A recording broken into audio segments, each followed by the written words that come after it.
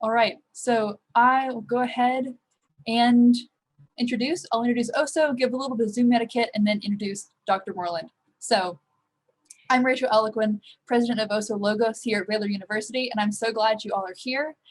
Oso Logos is the apologetics group at Baylor. We're a chapter of Ratio Christi, and we meet every Tuesday at this time to ask the question, why do we believe? So we hold 1 Peter 3:15, which says, "But in your hearts honor Christ the Lord as holy, always being prepared to make a defense to anyone who asks you for a reason for the hope that is in you, yet do it with gentleness and respect." So we're here learning to defend the truth of Christianity, but to do so with that spirit of love and respect. With that, joining us in our mission today is Dr. Moreland. So for those who haven't had the privilege of meeting him yet, Dr. Moreland is the Distinguished Professor of Philosophy at the Talbot School of Theology at Biola University. He's written or co-authored 30 books, including Love Your God with All Your Mind and Scaling the Secular City, both of which have been hugely influential. I found out he was recently ranked as one of the top 50 philosophers alive, not Christian philosophers, but just philosophers in general, which is awesome. He is a brilliant leader in philosophy, but having served with Campus Crusade for Christ for 10 years and co-planted 3 churches, he's uniquely gifted in connecting and communicated with non-philosophers like me, so I'm appreciated. So we're so grateful you're here, and we look forward to hearing what you have to say. I'll go ahead and pass it over.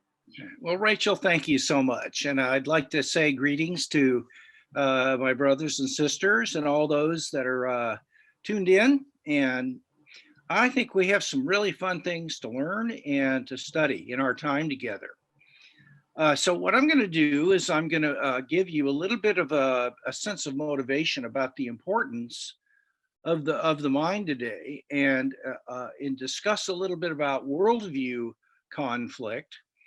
Then I'm going to give you some training about a set of key concepts that are often confused and that I think are real important for you to know. So, a handful of years ago, I'd spoken on the weekend at a conference in Seattle. And when I was finished, it was Sunday morning. I was about ready to fly back, and I picked up a copy of this the Seattle Times newspaper, and I turned to the editorial page, and they're covering about 3/4 of the first page and spilling over into the third page. It was an editorial that covered about a page and a half. It was the featured editorial, and it was syndicated, and the title of it was "A Divided Nation." The author went on to say that we now live in the most divided period of American history, apart from the Civil War. Now, we have become even more divided than we were when he wrote this piece. But the question of whether or not we're a divided people was not of particular interest to me. What was of interest was what he thought was the fundamental issue over which we were divided. He said the fundamental issue dividing Americans is not politics. It's not gender. It's not socioeconomic class. It's not race.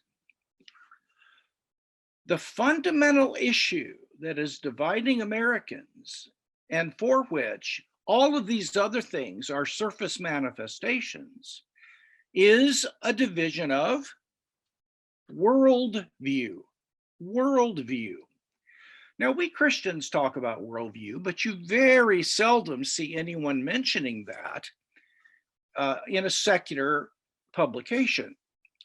And what really struck me about this was how deep the analysis of the situation really was.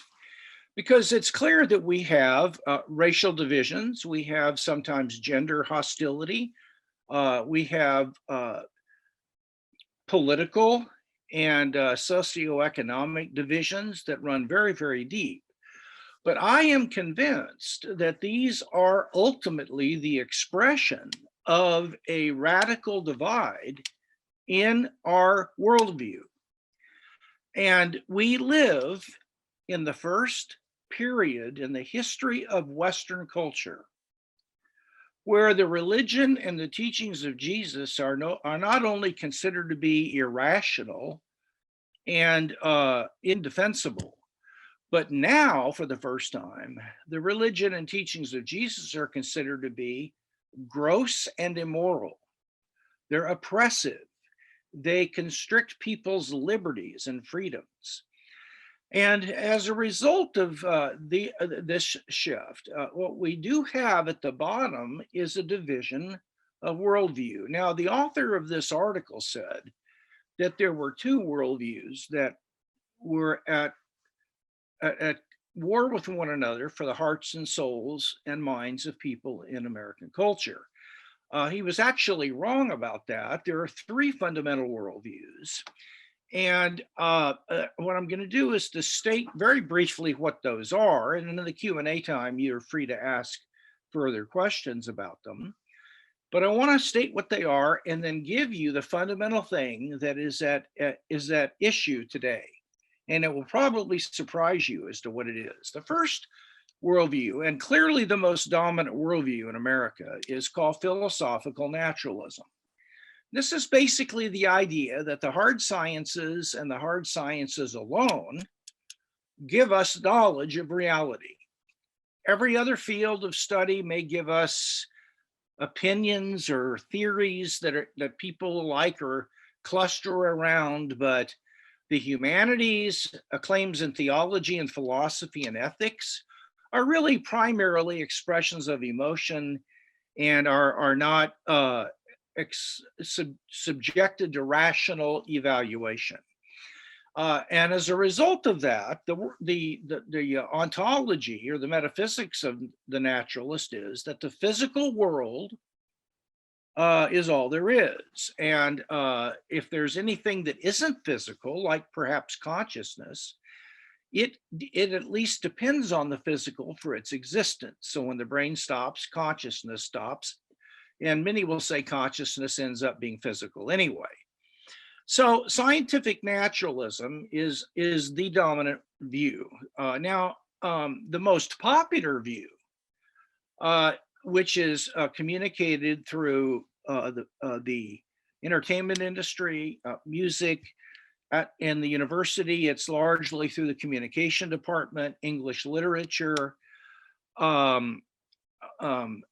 sociology, anthropology, and that is what many call constructivist postmodern relativism. Now, there's a lot of different versions of postmodernism, but I'm talking about the philosophical view that amounts to the claim that there is no such thing as objective reality, truth, reason, moral values, and so on. There are instead constructed reality that's real relative to a group of people that share a common language or gender or sexuality and so on. So they have their own truth, their own reality, their own idea of what reason is, their own values, and other groups may have their own values. And there is no such thing as objective truth or reality or reason. There are only local truths that are and local realities that are constructed relative to groups of people. And this is widely embraced in pop culture. And now the third worldview, I'm very happy to tell you, is in fact a biblically based version of Christianity that is still vibrant and is still making inroads in important areas of society and in thought, especially my field of philosophy and in psychology and in some of the hard sciences. Now, this worldview conflict is very real, and it is already seeping down into the elementary schools. And if you want to have a vibrant life, you want to serve Jesus Christ as best you can, If you want to have a good marriage and be a good parent when you have children, it is very important that you understand and are alert about these worldviews. Now, I won't go into detail on them, but I will say, I did write a book called Scientism and Secularism, where I take on especially the philosophical naturalism worldview. You may find that helpful. But what I want to point out right now is that postmodernism and scientific naturalism or philosophical naturalism don't agree about a lot of things. But there is one thing they both agree on relative to Christianity, and here it is. Both the postmodernist and the philosophical naturalist agree that there is no knowledge of reality outside the hard sciences like chemistry, physics, neuroscience, and perhaps, let's say, biology. If a claim can be made in one of those fields and it passes proper testing, then not only is it true, but we can actually know it's true. But every other claim that's made in any other field, especially theological or moral claims, either are not true, or if they are true, it doesn't matter because nobody knows what they are anyway, since they can't be tested through the hard sciences. So what is at stake today? And if you don't remember anything I say, this is what I want you to hear. What is at stake today in the worldview struggle in our culture is not primarily truth or the truth of Christianity. It is instead about whether Christianity and moral claims can be known to be true. And so the debate today is about the limits and nature of knowledge itself. Now, I'm not suggesting that if you walked up to an average person on the street, they would identify this as the fundamental conflict we're facing. They would probably say something like, well, it's systemic racism, or perhaps some would say abortion, or whatever it might be. Those are simply symptoms, though, of this underlying deeper conflict that very few people understand is going on, but it is the real at rock bottom culprit that needs to be addressed. And that's, again, the question of what is the nature of knowledge? Is it just scientific? And what is the limits of it? Is it limited to what the claims are in the hard sciences, or can it go beyond that? That is what is at stake.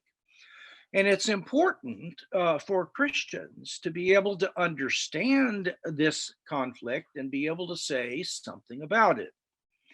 Because what we have done since the 1930s is very, very slowly redefined faith from what it should mean, namely, faith is having confidence based on what we know to be true, or it's trusting what we have reason to be true, reasons to be true. And so in that definition, faith is grounded in knowledge and in reason. But today, faith is the choice to believe something in the absence of evidence.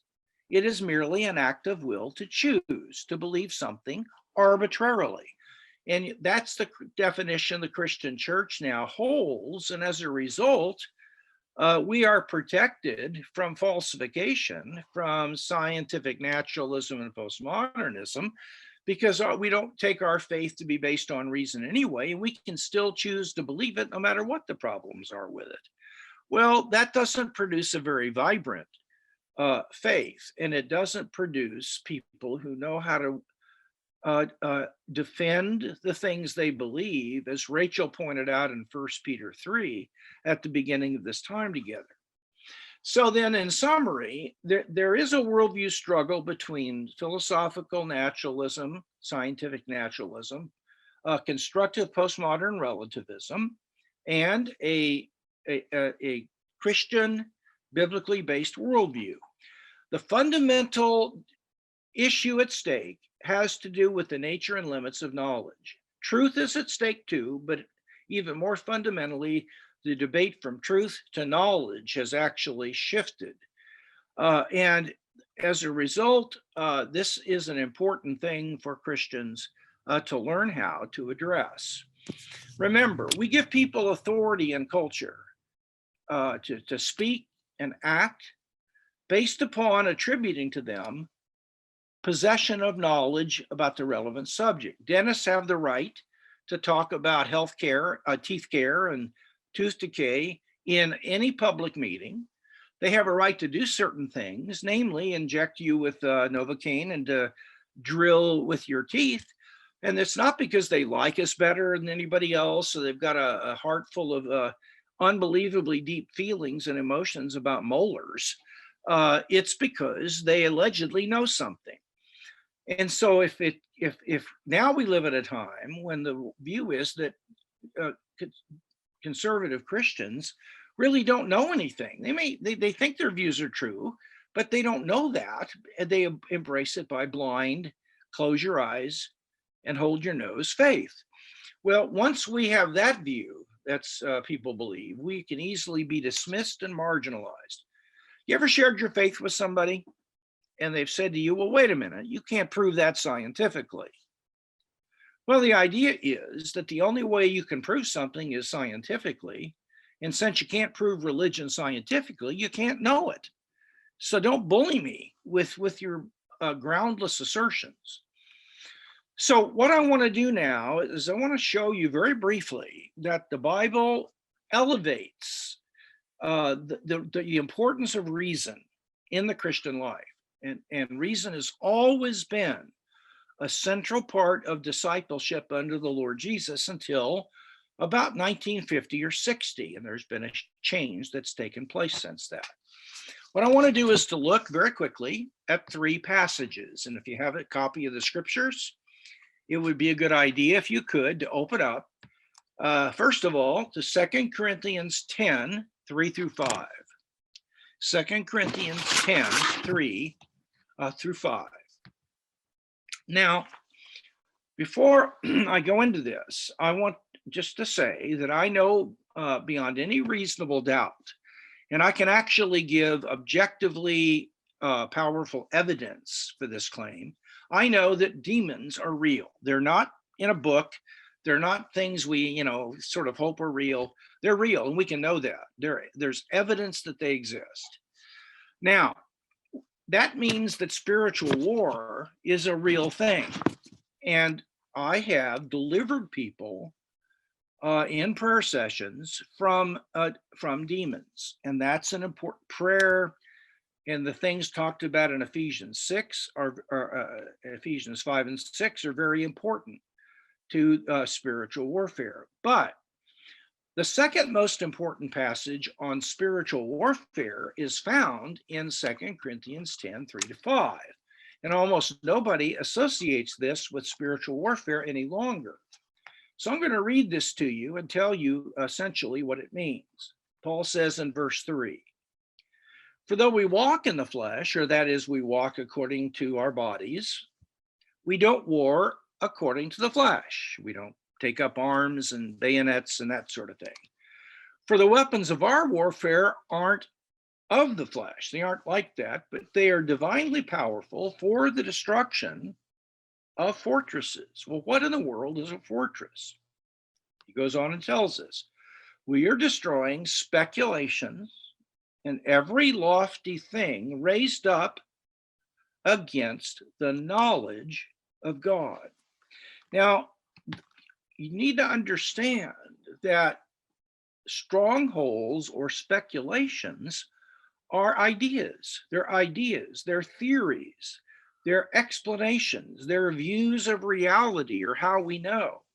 And these ideas have been raised up against the knowledge of God and the teachings of mere Christianity and the scriptures.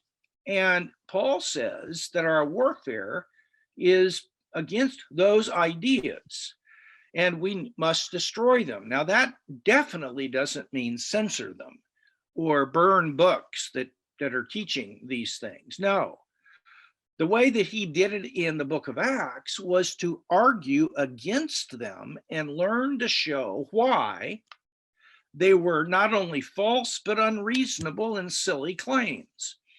And he does this repeatedly. So what we learn is that we have an obligation to be engaged in spiritual warfare. But part of that involves learning to engage the world of ideas in order to spot those ideas and theories and so on that are contrary to the central teachings of Scripture and the knowledge of God, and learn how to show that they're unreasonable and intellectually problematic. The application is that apologetics, learning to defend why we believe what we believe, and learning to critique criticisms of what we believe, that this is a part of spiritual warfare. This is all a part of the struggle. Now, we find Jesus doing this very thing back in Matthew chapter 22. And if you would turn to Matthew 22, it begins in verse 23, but let me just briefly tell you the background here. Jesus has been brought before two groups that were fighting among themselves, the Sadducees and the Pharisees. And today that would be like having the faculty at Harvard and Princeton coming together, who held different views and were fighting and arguing over who was right. And so they want to bring Jesus in here because they consider him to be an itinerant, uneducated traveling prophet who doesn't know what he's talking about. And they want to see if he can even understand this debate, much less weigh in on it. And so the Sadducees, who don't believe in life after death, and the Pharisees who do, that's what the debate was about. They come up to Jesus and say to him, "All right, teacher, you claim to believe in life after death, so you are with the Pharisees on that point. Well, then what do you do with this? Moses permits a woman, let's say, who's married, her husband dies, and she marries his brother, and he dies, and she marries his brother. And finally, after all is said and done, she has married 7 different brothers in this family. And then she dies and goes to heaven. Now, to whom is she married? And you've only got 2 options. You can say she's married to one of them, probably the first one, in which case Moses is permitting and advocating adultery with husbands 2 through 7. Well, do you believe in adultery, Jesus? Okay, well, then that option probably isn't a good one. Well, then you have to take the other option, and that is that Moses is advocating and permitting polygamy. Now, do you believe in polygamy? And Jesus would not. And so they're saying, if you believe in life after death, you have to choose between adultery and polygamy as the teaching of the Word of God. And if you don't think that's true, then you must give up belief in life after death. Now, Jesus was one of the smartest men, if not the smartest man who ever lived. And he knew exactly what to do with this situation. And if you will notice that in verse 30, he answers their question by saying to them, in the resurrection, they neither marry nor are given in marriage, but are like the angels in heaven. In other words, you have forced me, you Sadducees have forced me on the horns of a dilemma. And I either have A or B, and either way, I'm in trouble. But there's an assumption that you're making in order for both either A or B to be possible, and that is that there's marriage in heaven. That's how you can generate adultery or polygamy in heaven. But there is no marriage in heaven. Now, given that fact, your dilemma can't even get off the ground because the necessary assumption you need to make it get off the ground is false. And then he turns around and he says to them, regarding life after death, the scriptures, the word of God says, I currently am the God of Abraham, Isaac, and Jacob.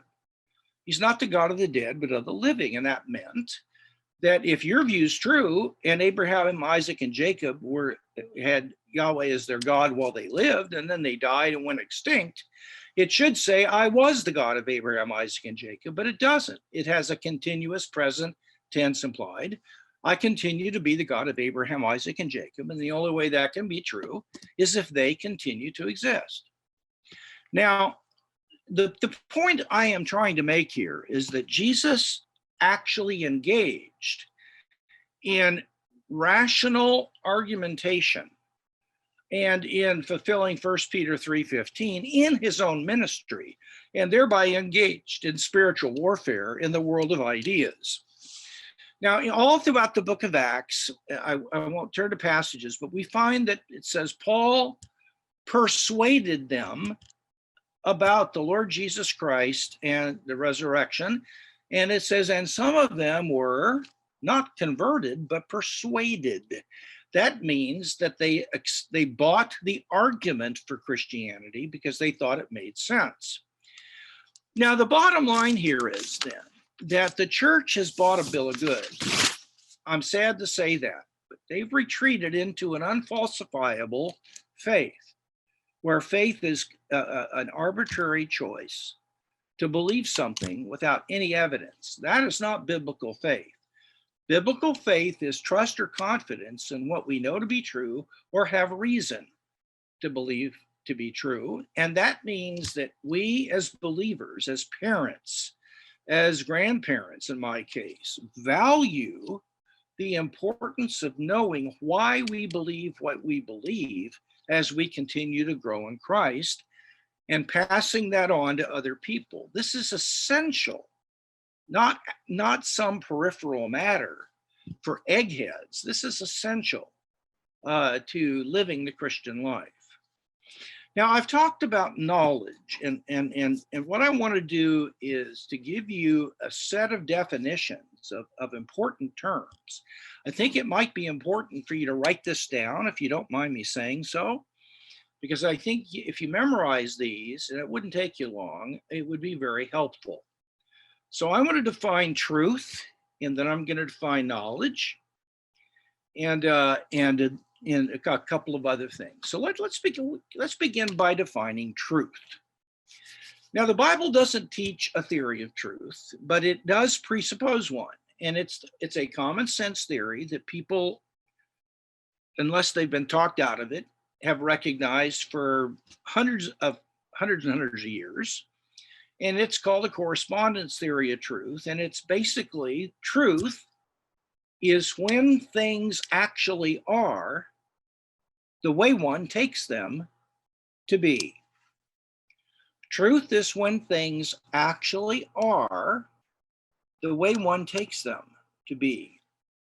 Another way to put it is, truth is when reality matches or corresponds to a thought, belief, or assertion. Truth is when reality actually matches a thought, a belief, or an assertion. So if I have the thought that snow is white, and on the assumption that snow actually is white, my thought is true because it matches the way things really are. That's truth.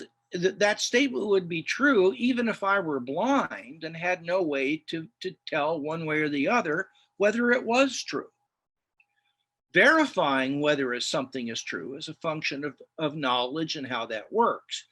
Truth is a metaphysical issue, not an epistemological one. And again, truth is a relation of correspondence or matching between an assertion or a thought or a belief on the one hand and reality on the other. And if those stand in that matching relation, then the truth obtains between the thought, belief, and assertion and reality. So that's what truth is. Now, how do I know that's what truth is? Suppose somebody says, well, that's your definition of truth. Well, what I would do in response would be to tell them a story. And you might just want to put down the bookstore story.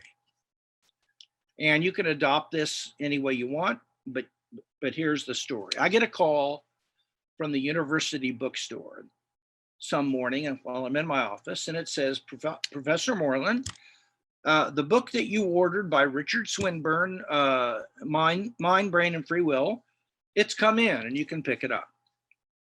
Okay, for the first time all day, I've got a thought in my mind I've never had that day.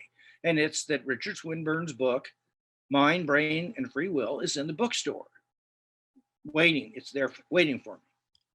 So I go over to the bookstore to see if they're tricking me or just trying to get me over there, or if it's actually, that thought is actually true.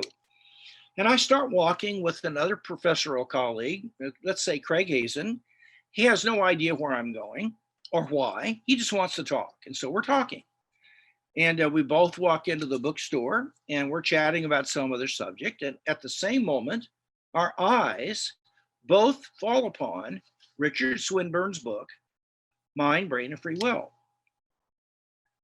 Now, at that moment, Professor Hazen and I have an experience in common. And it is a visual experience because we both see the same book. We both see Richard Swinburne's book, Mind, Brain, and Free Will. But I have another experience that Professor Hazen doesn't have, because I don't just see the book. I also become aware of the fact that my thought about the book is true. It matches reality. And the reason Professor Hazen doesn't have that experience is that he doesn't have the relevant thought. So there is no two things to match one another. He just sees the book, but he doesn't have the thought. Could he? Yeah, if he thought to himself, Richard Swinburne's book, Mind, Brain, and Free Will, is in the bookstore, his thought would be true as well. But what I want you to notice is that I've had two experiences. One is a sense perception of the book, and the other is it doesn't use the five senses. It is an intuitive, rational awareness that my thought matches what is true, actually the case in that bookstore. Truth is not something you could see, touch, taste, smell, or hear, but you can be aware of it. And what that proves is our ability to be aware of things goes beyond the five senses. So that's what truth is. Now, what is knowledge? There are three kinds of knowledge. The first is called knowledge by acquaintance or direct awareness, just knowledge by being aware of something. So if I see a little child sees an apple and doesn't know it's an apple, or doesn't even have a concept of an apple, but sees this red object, the little child has knowledge by acquaintance with what is in fact an apple. They're aware of it. And when you see, touch, taste, smell, or hear things, you have knowledge by acquaintance. That comes before you can use language. It comes before you can think. It comes before you have concepts. So knowledge by acquaintance is just a direct awareness of something. Now, knowledge by acquaintance goes beyond the five senses. For example, I have knowledge by acquaintance with what's going on inside my own conscious flow. I'm aware of a pain in my toe, or I'm aware of what I'm about to think about, what I'm thinking about and about to say. I'm aware of the different conscious states, but I can't see, touch, taste, smell, or hear them. I think mathematics and logical proofs are based upon this kind of intuitive awareness, and so on. So in Christianity, we have knowledge by acquaintance when we have a direct awareness of God's presence. We have a direct awareness of God's voice, and we are aware of it coming to us, or we have a direct awareness of a demon or an angel, which I've I've had some experience with that. So Christianity provides knowledge by acquaintance with a whole range of things that we can know by being aware of them. Now, the second kind of knowledge is called know-how or skill, and that's the ability to do something well. Know-how or skill, the ability to do something well. My father, who has passed away, but when he was here, he was just unbelievable as a mechanic, and he could fix anything. He could look inside a car, and in 5 minutes, he knew what was wrong with it. And I would say to him, how do you know that? I mean, and he said, I really don't have any idea. I can just I'm just aware of it. And he was able to fix it. He had savvy.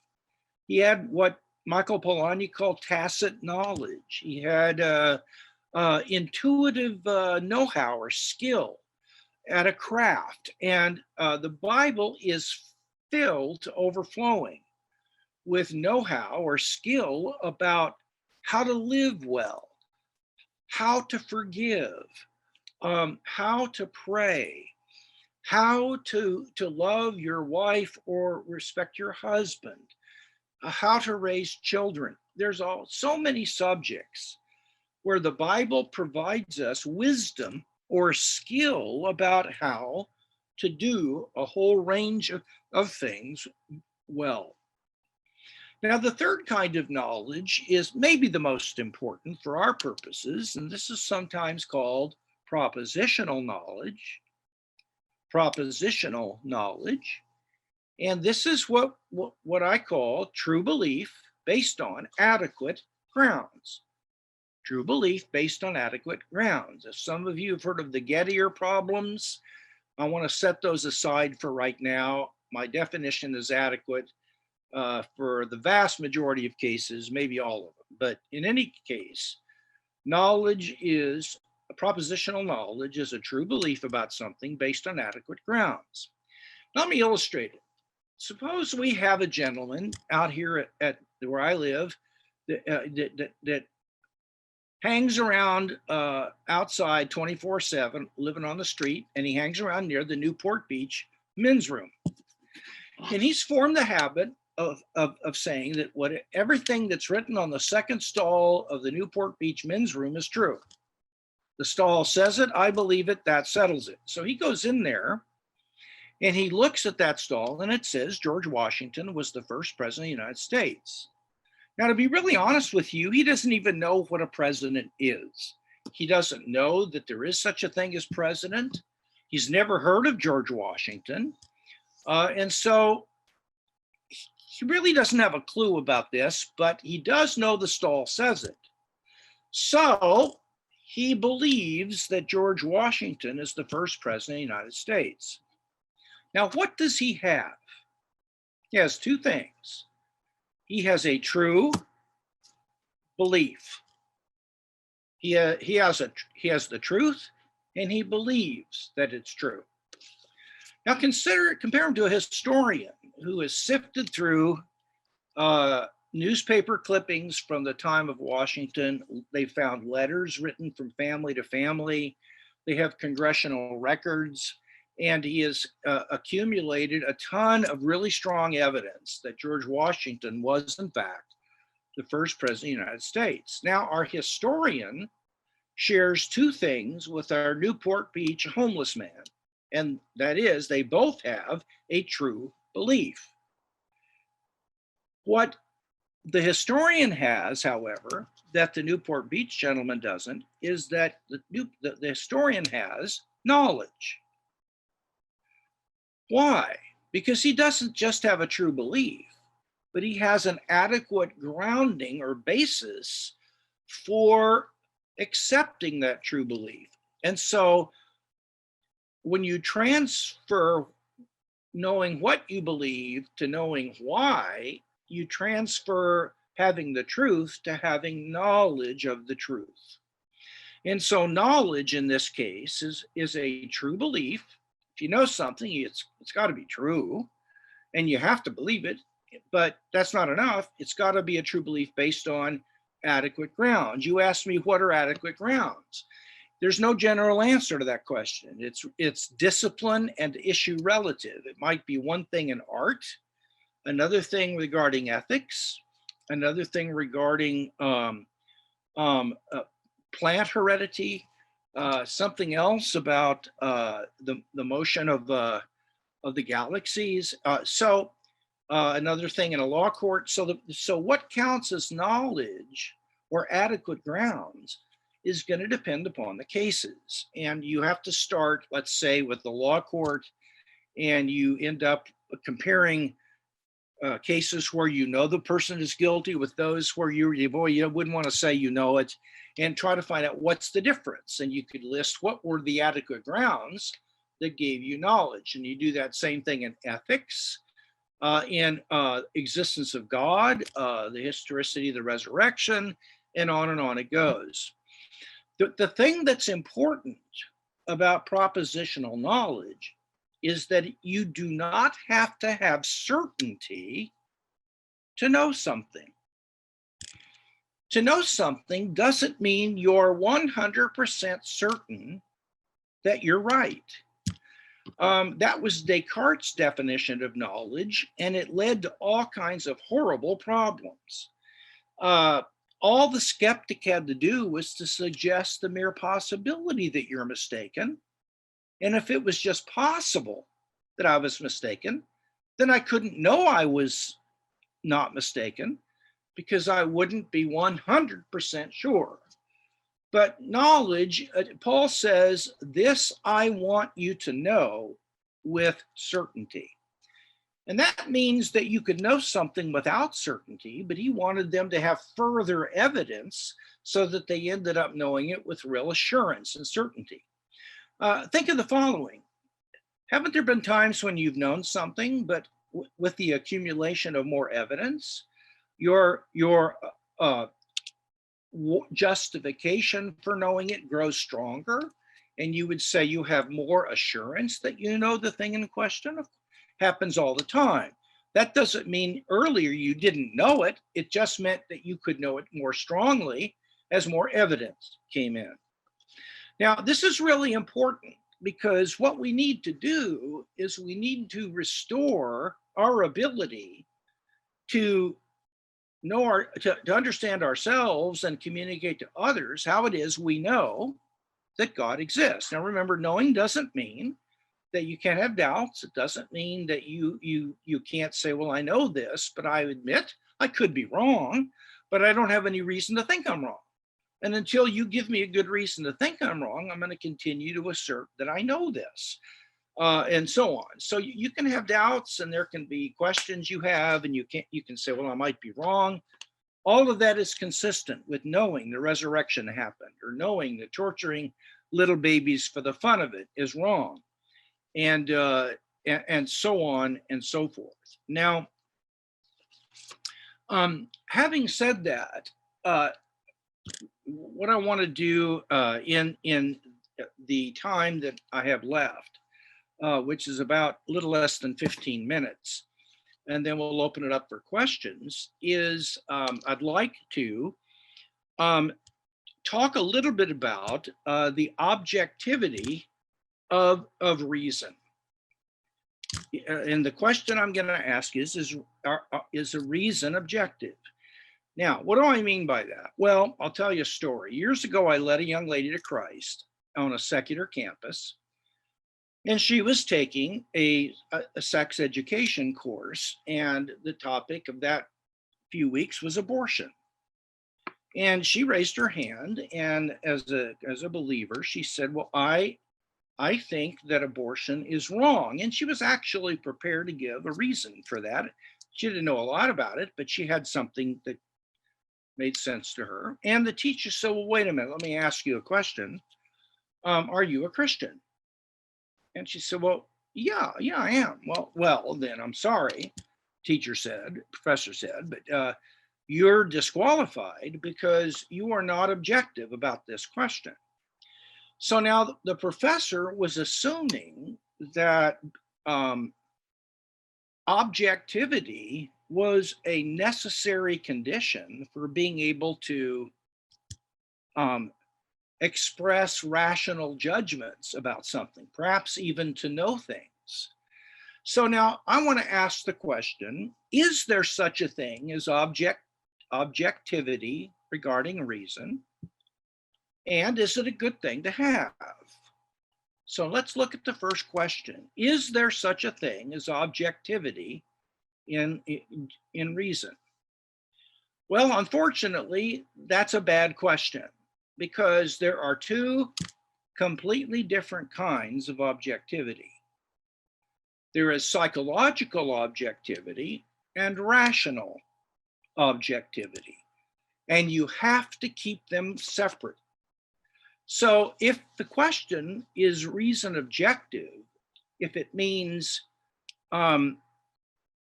when you reason, are you psychologically objective?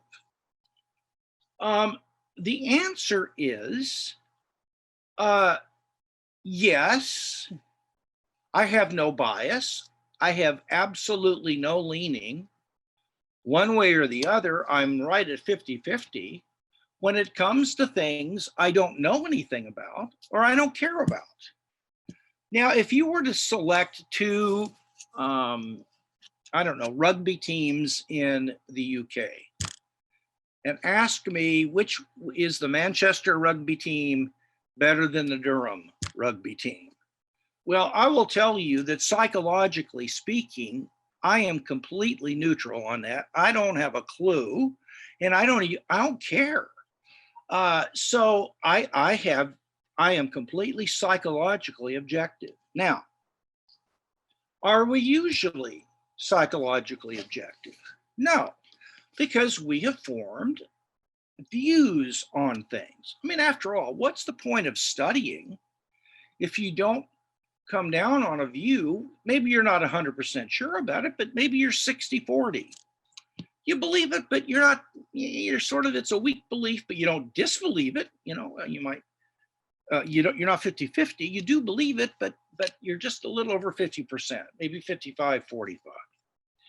Now, psychological objectivity is a good thing when you don't know anything about the subject or you don't care anything about it. But if it's something you've studied and reflected on and you've gathered some evidence for and against and regarding the alternatives, and you've come down with a view on it that you think is the best supported view, then you should no longer be psychologically objective. I mean, if I went to Baylor's famous medical center in Houston, it's world famous. If I went there and asked the medical faculty, are you psychologically neutral about the circulation theory of the blood? Do you believe the blood actually circulates?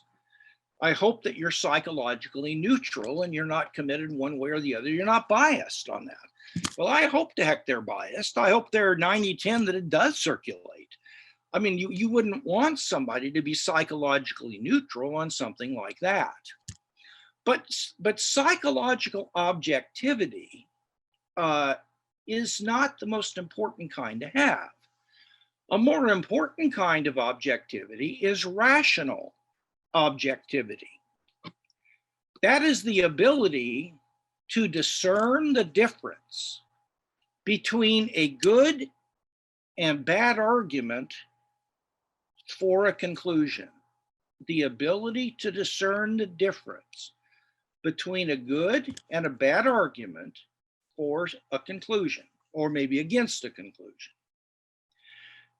Now, the idea is that this professor said to the student was that if you lack psychological objectivity, that means that you have a leaning on this topic one way or the other, maybe a strong leaning. If you have psychological bias and you're not psychologically objective, it follows that you can't be rationally objective. Now, this is insane because it would follow that no teacher could ever teach anything he or she believes in class. And the reason is obvious, because they are psychologically biased towards the things they believe, And that would disqualify them from being able to teach these things as rational claims. But we all know that that's not the case. And so I will ask you, let's assume that you're all Christians. You're biased toward Christianity in the sense that you're not 50-50 about whether God exists and Christianity is true. Maybe your faith's weak and you're 60-40. Maybe you're strong in 80-20, 90-10, whatever you are, but you're over 50-50. You're a believing Christian. Now, have you ever heard an argument for Christianity that was a bad argument? Of course you have. I have. Have you ever heard an argument for Christianity that, you know what, that's a good argument? Well, I have. I've heard really good arguments, but I've heard some bad ones for things I wish that I believe. Now, on the other hand, have you ever heard good arguments against Christianity? Yeah, of course. Have you ever heard lousy arguments against Christianity?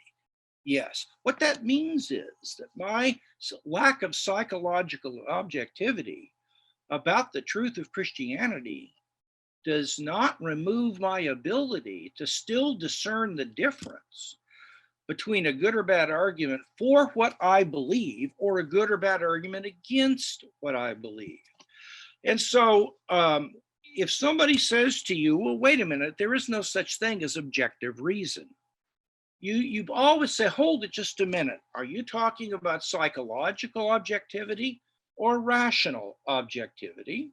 And then you say the former really isn't as important as the latter, and it doesn't negate the latter. So that would be something that I think would be an important thing for you to know. So now let me close by summarizing what I've tried to say here. I began by saying that we are involved in a worldview conflict in our culture with among three worldviews: scientific philosophical naturalism, a kind of a constructivist postmodern relativism, and then a biblically based conservative Christianity. The other two views agree against Christianity that there's no such thing as knowledge of reality outside chemistry and physics and the hard sciences. Thus, the fundamental issue that we are facing in the cultural patterns that are drifting around us is whether there is such a thing as knowledge outside the hard sciences, and if the claims of Christianity and of certain fundamental moral propositions are things that can be known to be true. So it's not just that they're true, but can be known to be true. And then I went over the nature of truth. It's a correspondence or a matching between a thought or a belief and assertion of reality. Knowledge, it's either a direct awareness of something, which goes beyond the five senses. It can be know-how or skill, an ability to do something well, or it can be propositional knowledge, a true belief based on adequate grounds. Now, what about reason? Is it objective or not? Well, it's a bad question.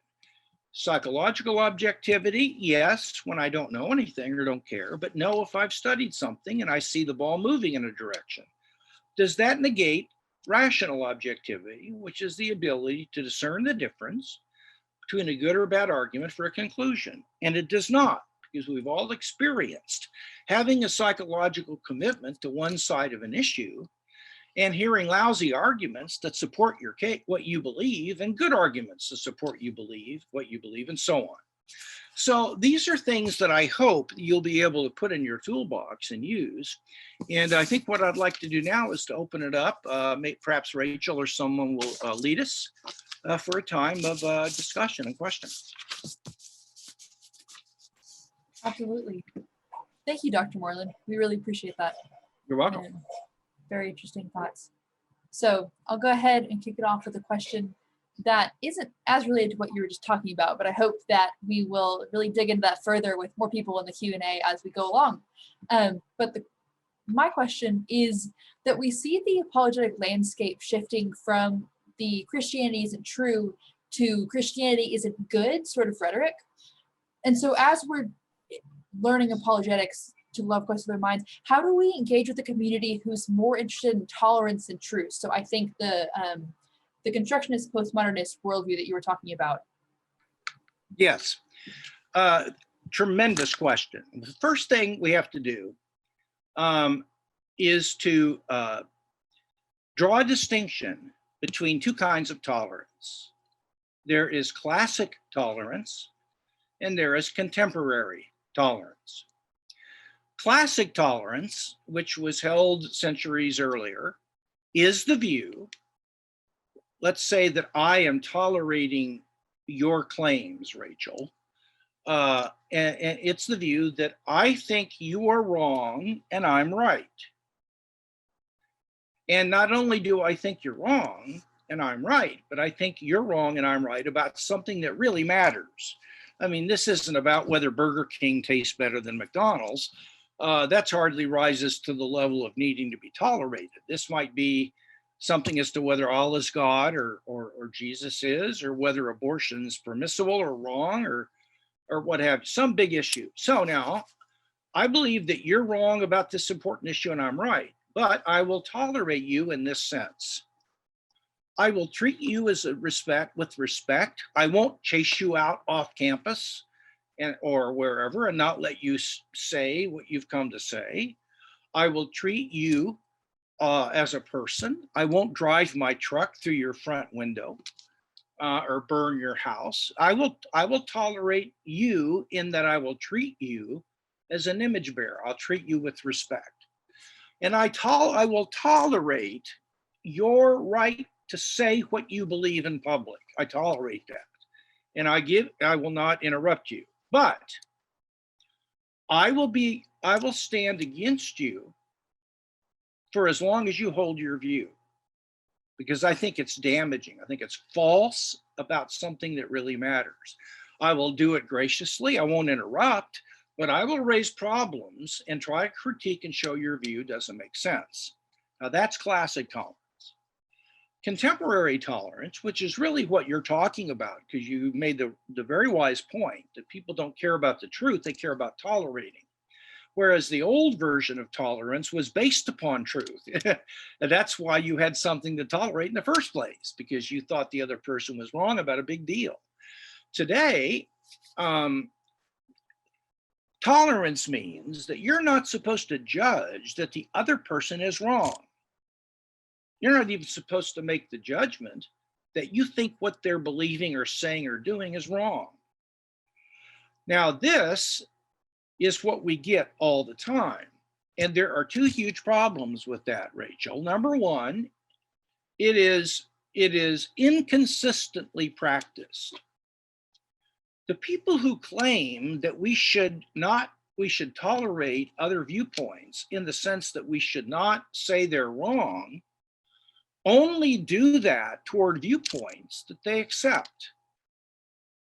But when it comes to people like me, who's an absolutist and who thinks that certain activities are wrong and others are virtuous and ought to be pursued, that the traditional family is important and should be protected, for example, well, they don't tolerate me.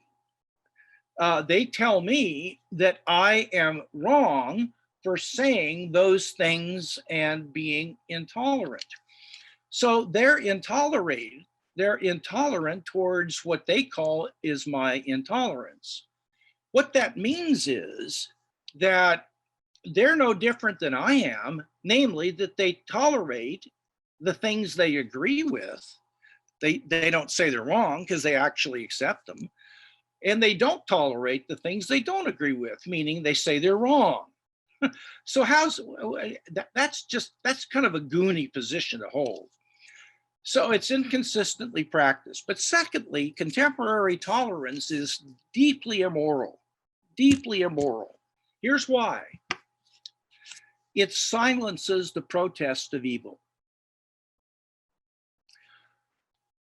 In order to protest against evil, you have to first judge that it's evil. And that means you're saying it's wrong. That's not being tolerant towards it. And that gives you the basis for protesting against it, and rightly so. But if we're never supposed, if it's intolerant and bigoted to ever form the judgment that some other viewpoint or behavior is wrong, then I have I can't protest anything. I can't protest racism. I can't protest the things I want to, because I'm not allowed to say they're wrong to begin with. Well, that is any moral view that entails that I can't protest against the mistreatment of children or against a whole set of evils, that what Hitler did, there's something wrong with that. And the principle of tolerance is the problem, the contemporary principle. I want to believe in the old principle, not the new one, because it's insane. Now, I could say one other thing. Would you like me to say one other thing on that?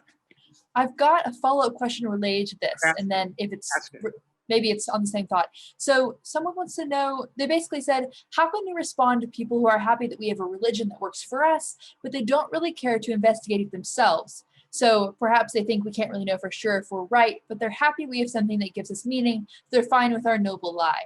Maybe they're tolerant, but it can be hard to get them about the truth of Christianity. What would you say to someone in this situation?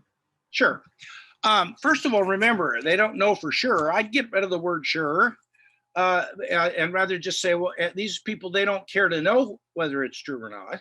They just want to know if it works for them and if it gives them meaning, whether it's true or not. That's not a concern to them. I would tell them a story of a fictitious figure named Wonmug, W-O-N-M-U-G, Wonmug. Now, here's the story of Wonmug.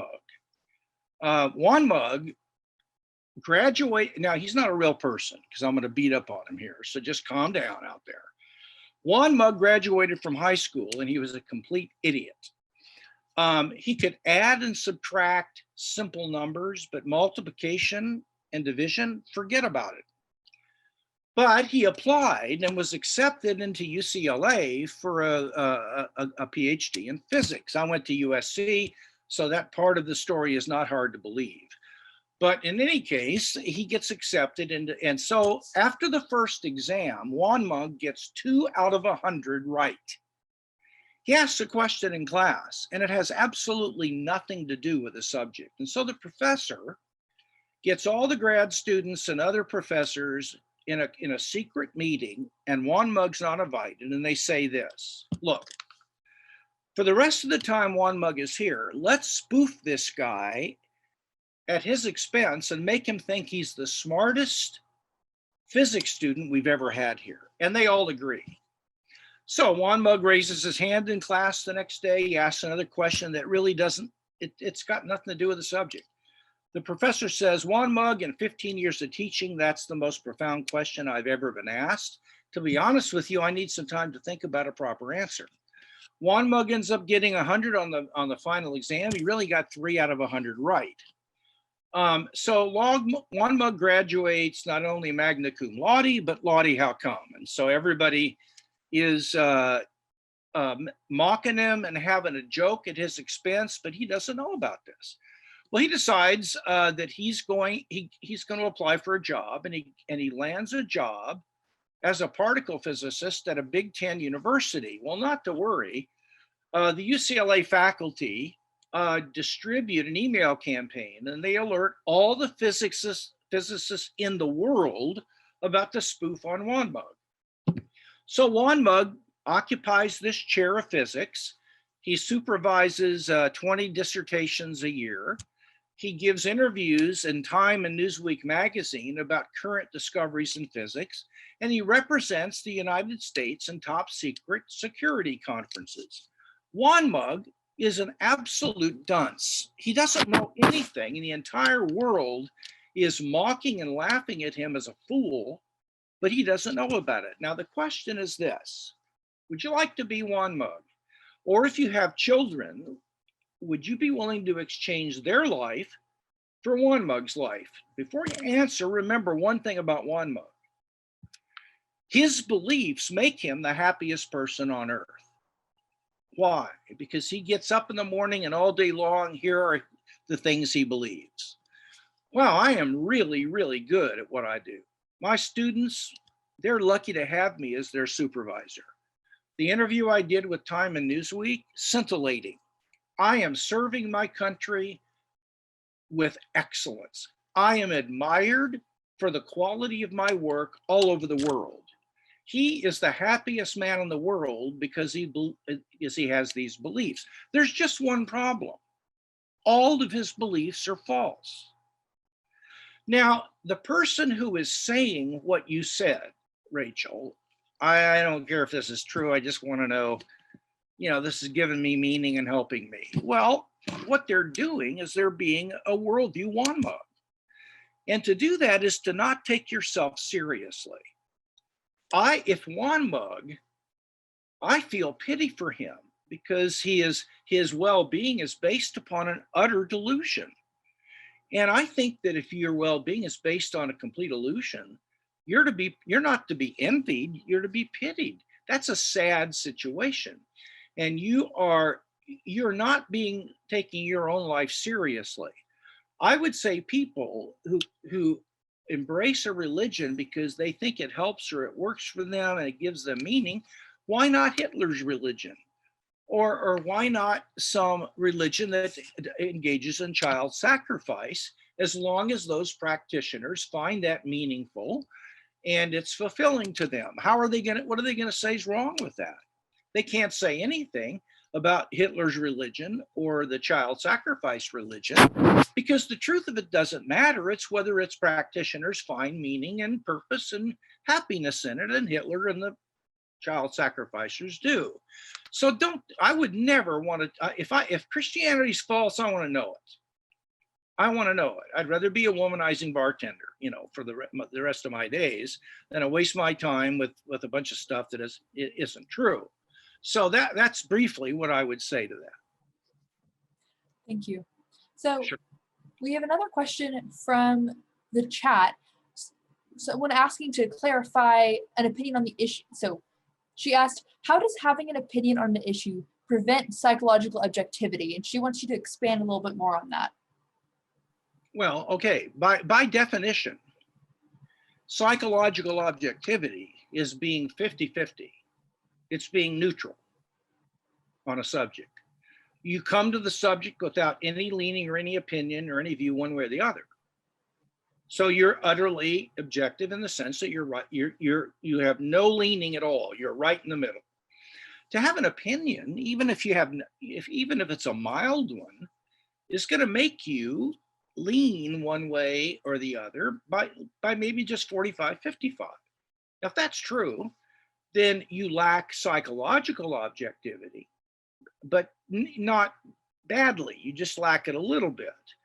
And that means that you're slightly biased, or you're slightly leaning one way, and you're not approaching this topic kind of neutrally. That's why. So if you have an opinion, that by definition is not being 50-50, which is what psychological objectivity is. Now, I don't think that's bad. Remember, I think having a view, as long as you thought it out, is, decently, I think you ought to have an opinion. So whatever. Rich Bordner has asked, some have argued that postmodernism arises out of naturalism. That is, postmodernism is just a stop further down the naturalism tracks, rather than these being two separate worldviews. What do you think about this? Well, I actually agree with this, but you have to be careful to say that just because A arises out of B, it doesn't mean that A and B are the same thing. So you can have uranium, you can have lead arise out of decayed uranium, but that doesn't mean lead and uranium are the same thing. So I think that one of the sources of postmodernism was naturalism. In fact, I can prove this because I got an in-house letter among Harvard faculty years ago, and one of the leading profs at Harvard, Hilary Putnam, believed that science, he was a scientific naturalist until he went to a dinner party once, and a woman said to him, isn't it terrible that science and naturalism is true? Because the universe is just an uncaring, cold, heartless mechanical machine of atoms in motion, and it bugged Putnam. And so what he did is he shifted to postmodern relativism, which meant that he could have values again as long as he realized they were constructed values. And so there's a case where a postmodern view did arise out of the sadness and the hopelessness of naturalism. The problem is, think about it, Rachel, and those listening. Can an invented view really matter? I mean, in a world where you just construct and make up whatever values you want to, doesn't that reduce values to customs? I mean, like eating your peas with a fork instead of a knife. And do we really think customs, driving the right side of the road instead of the left, is that enough to give your life meaning? I sure hope not. So I think in a postmodern world, you end up with nothing but created customs and not a discovery of real objective meaning. But they're different worldviews, even though one of the sources was naturalism. It wasn't the only source, but it was one of them. Thank you. So Dr. Bradley asks, or says, and then asks, we see an undermining of trust in community institutions, government, the families, universities, etc. Do you see the adoption of political stances on COVID by leading members of the medical and science fields as damaging trust in the objectivity of science?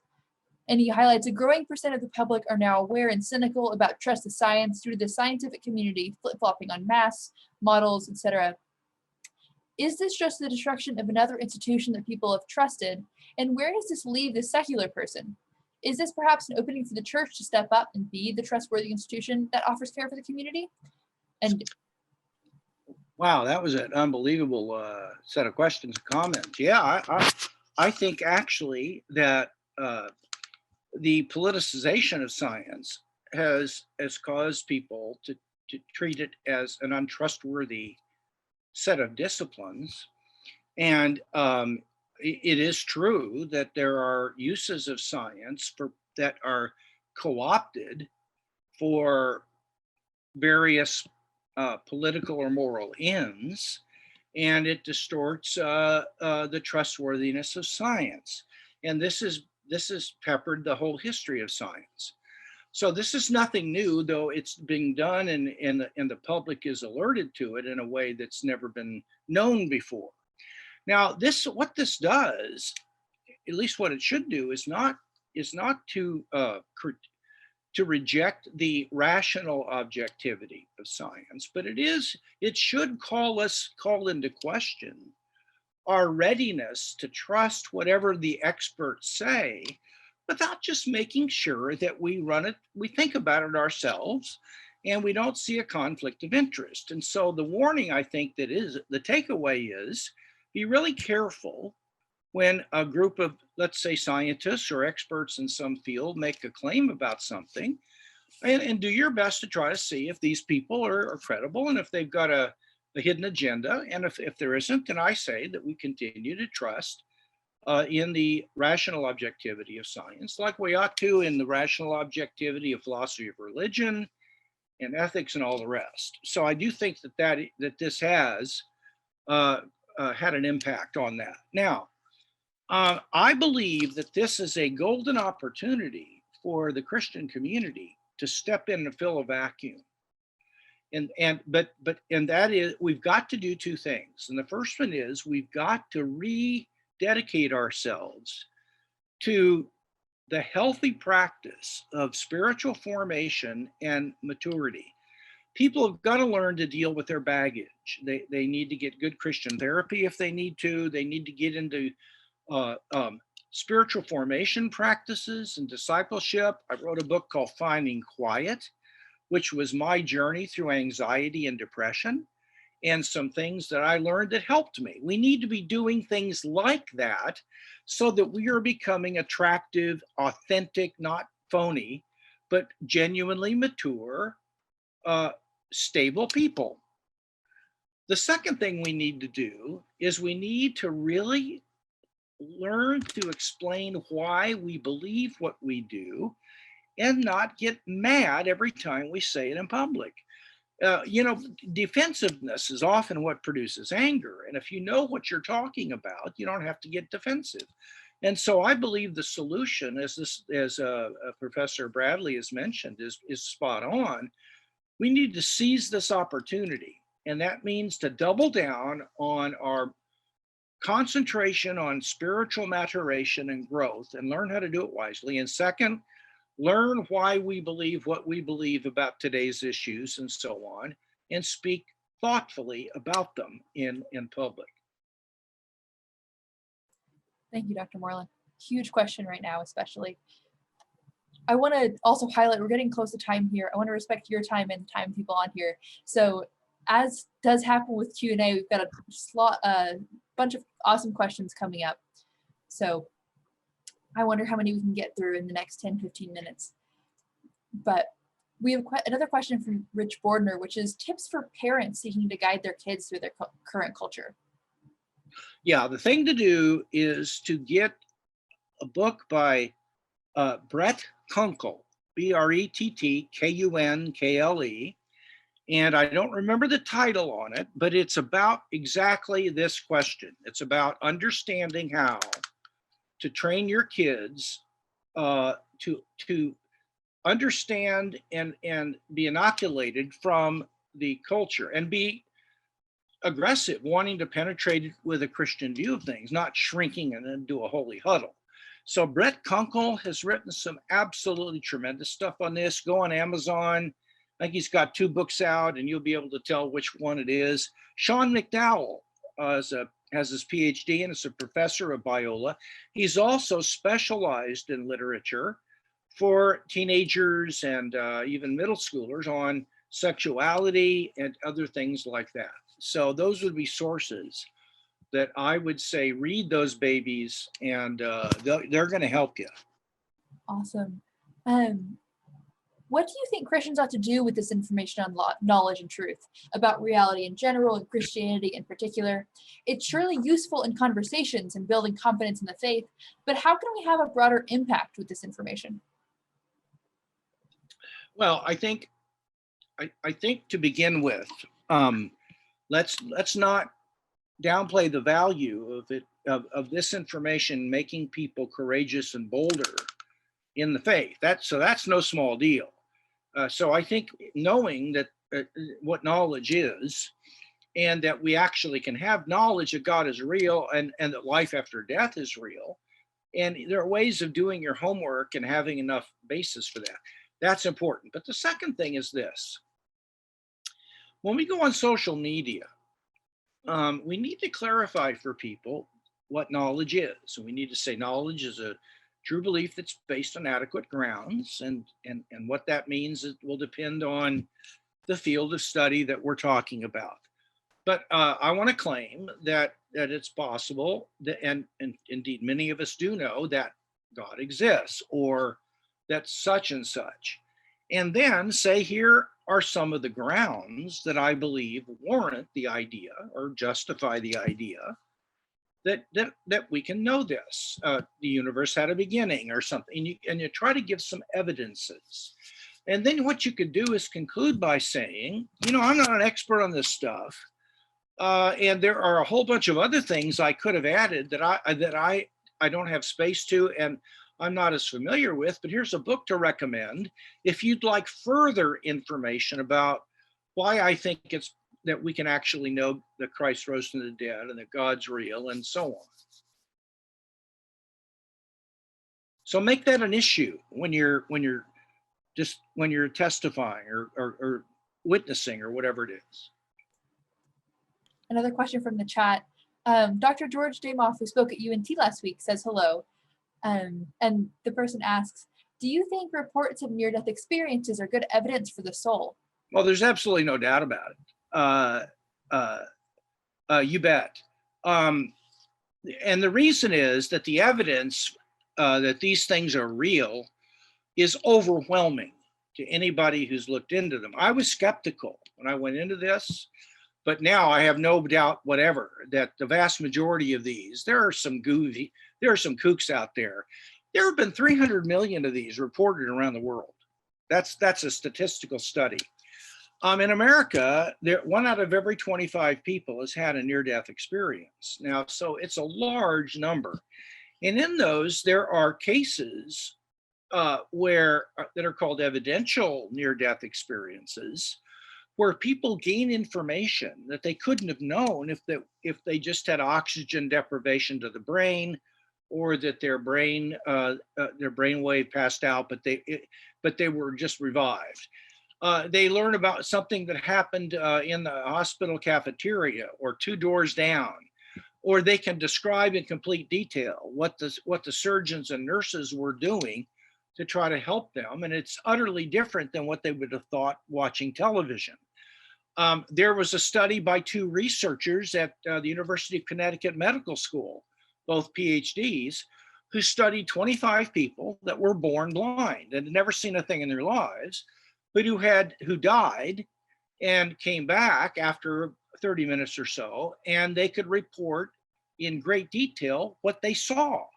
They didn't have color words, but they were able to describe, for example, markings on their roommate's face if they lived in an institution that they couldn't feel. It wasn't like it was raised so they could learn about it by feeling it, but they could describe its shape and size and so on. Now, the book is called Mindsight, and it's not published by a couple of goofballs. These are research professors at UConn who applied their skills to study and to do a rigorous analysis of 25 people who were born blind and who actually saw things when they died, and when they came back to life, they couldn't see things again. And so, I mean, there's too much. Here, the best book to read on this is John Burke, Imagine Heaven. He's a pastor in Austin. I've spoken at his church. He's the dude's done his homework, and it's John Burke, Imagine Heaven. All right. I know you've already made one book recommendation today, but I do have one of the questions we have here is, what is the best way to become philosophically knowledgeable? And are there any resources or books that you would recommend? Well, I mean, I don't mean to be self-serving here, but you might want to start with a second revised expanded edition of a book I co-authored with a colleague called Philosophy Made Slightly Less Difficult. And it's it's a small book, and it would be a good place to start. There is a massive tome that Bill Craig and I wrote called Philosophical Foundations for Christian Worldview. It's about 850 pages. I don't know that I'd start with that one, but if you got a little philosophical background, that's a pretty good thing to have in your library. And all you have to do is look at the reviews on Amazon, and they're pretty doggone encouraging. So those would be some start with an intro text in philosophy, hopefully written by a Christian, but doesn't have to be, but start with the text and study it. Is there a right way to speak to someone whose demeanor revolves around contemporary tolerance and insists on bragging about their beliefs, but shutting down conservative beliefs? Well, I think the thing to say would be, you do not seem to me open. Tell me if I'm wrong, but you don't seem to me to be open to people who have reasoned, thoughtful disagreements with your views, and you don't seem willing to evaluate and hear them. And so I can only conclude that you hold the views you do, forgive me for saying this, but irrationally, and because they're self-serving for some reason. So I don't know, it seems like it's all about you, that you've kind of adopted you picked and chosen beliefs that make you feel better. And again, I say that because you don't seem to have been willing in the process to read and to think about beliefs that disagreed with you as you were trying to form your views. So if they say, well, wait a minute, yeah, I did, then what you say is, well, please tell me 2 or 3 of the best books you read defending historic Christianity, and what were their authors? What were the books? And what were 2 or 3 of the best arguments they gave that you had to refute before you could reject Christianity? And I don't think you're going to find anybody who can answer that question. And then you say, wait a minute, you mean to tell me that you're running around telling people that Christians aren't worth listening to, they're idiots? And you've never read a single book by one defending their views? Help me here, dude. I mean, I'm having a little bit of trouble kind of getting a hold of this. So that's what I did. Okay, and we're running low on time here, so All right.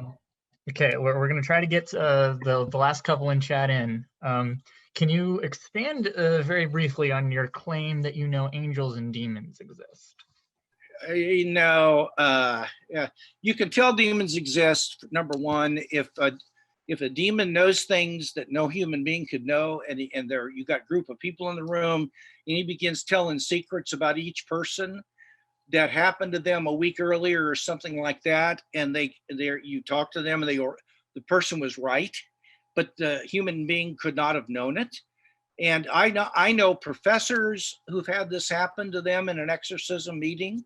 And there's a psychiatrist who teaches at University in New York City, who has described some of the things in his own practice where this has happened. Secondly, I know demons are real because a supposed demonized person cannot do the things the Bible says they can't do, but they can do other things. And I find that odd.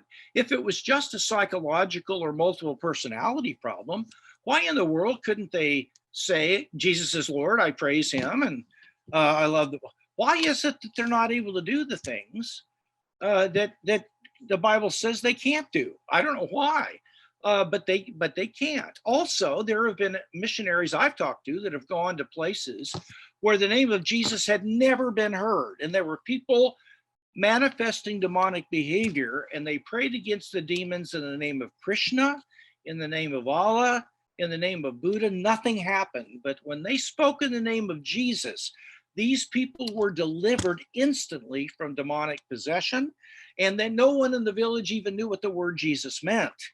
The demons did, however. And then finally, I have cast demons out of a girl whose father was a psychiatrist and mother was a professor of psychology.